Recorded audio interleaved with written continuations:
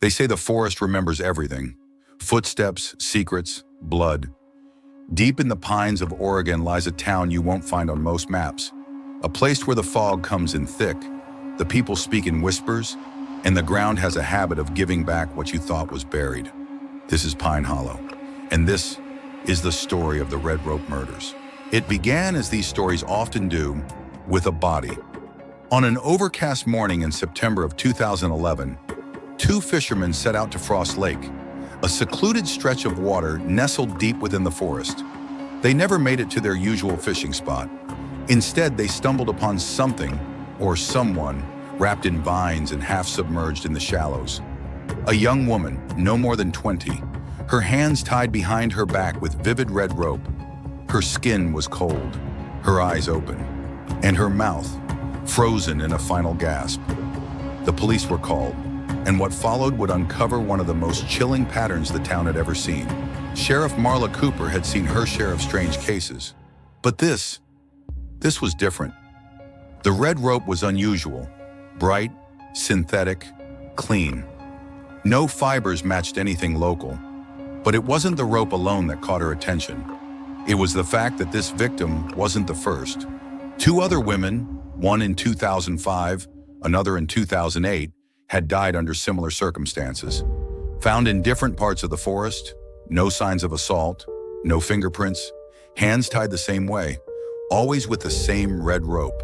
Back then, each death had been labeled an accident, misadventure, exposure, drownings. But now, Sheriff Cooper knew better. Someone had been watching, waiting, and killing.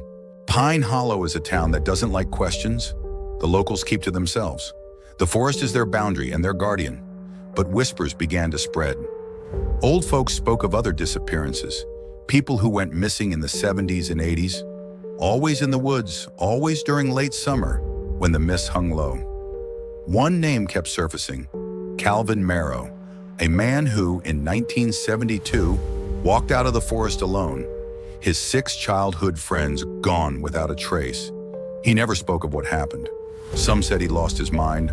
Others said he'd seen something. Sheriff Cooper tracked him down to a psychiatric facility 2 hours south. What he told her? Still classified to this day. Among the evidence found near the latest victim was a water-damaged notebook, pages ruined, but a few phrases remained legible. Eyes in the trees. She followed the voice. The rope keeps them quiet.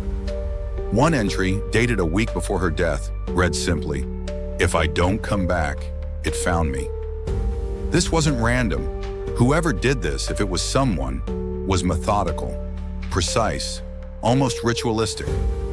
The FBI was brought in, but within weeks the case was quietly archived, classified as unsolved, pending new evidence. The town went back to normal, at least on the surface. Internet sleuths have dissected the case for years. Some say it's a serial killer with military training. Others believe it's a cult, operating deep in the forest, protected by generations of silence. But a darker theory emerged from the journal entries and forensic anomalies. The soil around each body, unnaturally acidic. Rope fibers, untraceable. Time of death, impossible to determine in all 3 cases. Some believe it isn't human at all. They point to native folklore, spirits of the forest, watchers that punish trespassers, entities that mimic voices, lure victims, and collect them. And then there's this. Every victim was last seen walking alone after sundown. Every victim was reported hearing someone calling their name. In 22, a hiker went missing near Frost Lake. Her name was Mallory Vance. She was 27, athletic, experienced in backcountry travel. 3 days later, search teams found her tent, untouched, her boots inside, food half-eaten. But Mallory, gone. A week later, a drone flying over the lake captured something below the surface. A pale figure, arms bound, red rope. The footage was immediately confiscated by state police. Mallory was never officially declared dead. Locals know better. The Red Rope Killer, or whatever it is, claimed another. To this day, Pine Hollow remains quiet, peaceful, beautiful even. But don't let the stillness fool you. There are places in this country where the rules don't apply, where people vanish like smoke, and the trees remember things you'd rather forget.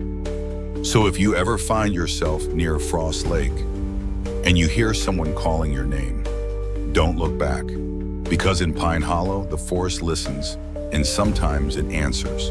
If you found this story chilling, subscribe for more unsolved mysteries and true horror cases.